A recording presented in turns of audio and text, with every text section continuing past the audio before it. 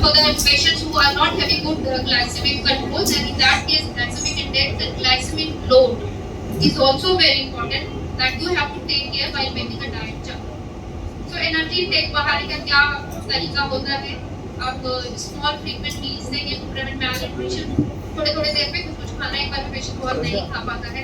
हम sago यानी साबूदाना अपने डाइट में पेशेंट से देते हैं because sago is very low in protein, very low in phosphorus. phosphorus बढ़ने से प्रॉब्लम होती है.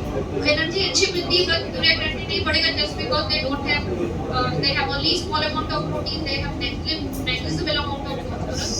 So थोड़ा घी डाल सकते हैं एडजस्टेड विद द टोटल हम कितना फैट अलाउ कर रहे हैं. सागो कुछ लोग कहते हैं सागो राइस या एरोरूट रोटी में मिला सकते हैं but you can suggest only goes well with the taste of your patient.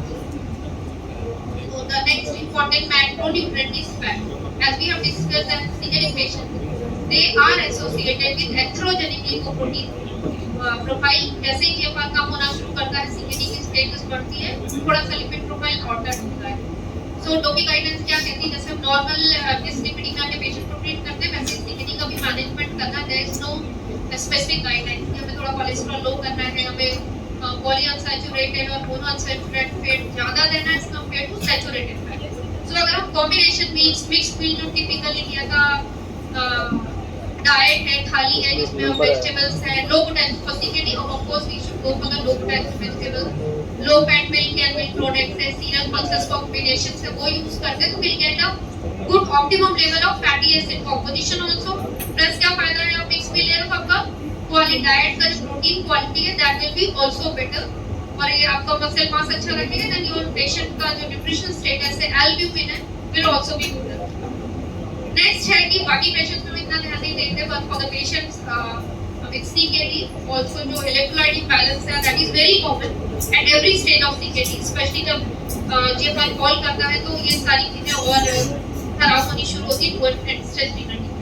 So we need to suggest a patient friendly nutritional blend of phosphorus, potassium and sodium so that which goes well with the guidelines को follow करते हुए patient friendly बनाते हुए हमें उसे करना है. अब आता है पोटेशियम. पेशेंट में इसलिए कहना चाहते हैं बहुत सारे बड़ी कंडीशंस में होंगे, आप आगे बढ़ रहे होंगे तो आगे जाके रीजन या हमारे नर्सिंग स्टूडेंट्स हैं या मेडिकल जो MBBS के डॉक्टर्स हैं, कई बार पेशेंट्स आते हैं पेशेंट को आते ही साग नहीं खाना, लीचिंग करनी है, पोटेशियम रेस्ट्रिक्ट करना है. It is not for each and every patient. तो हमें पोटेशियम की नॉर्मल वैल्यू जो है वो पता होनी चाहिए, 3.5 से 5.4 तक होनी चाहिए बट टारगेट शुड बी 5 के बहुत ऊपर नहीं है. So we need to adjust the dietary potassium intake to maintain the serum potassium level. There is not always low. अगर पेशेंट को पोटेशियम लो है तो we can go थोड़ा सा ज़्यादा दे सकते हैं. Then first अगर हाइपरकैलेमिया के साथ आ रहे हैं अगर सीरम सोडियम हाई है then क्या सबसे इम्पोर्टेंट होगा कि आपको ये पता होना चाहिए what are the possible causes of hyperkalemia in these patients. ये कैसे पता चलेगा? After taking a good diet history. It's not only enough that you need to review the medical prescription also. ऐसा तो नहीं कोई पोटेशियम स्पेयरिंग ड्रग या इस तरह के ड्रग्स हो रहे हैं जिसमें पोटेशियम ज़्यादा है, ये सारी चीजें देखना है. मोस्ट कॉमन कॉजेज होते हैं इधर जो patient is having a dietary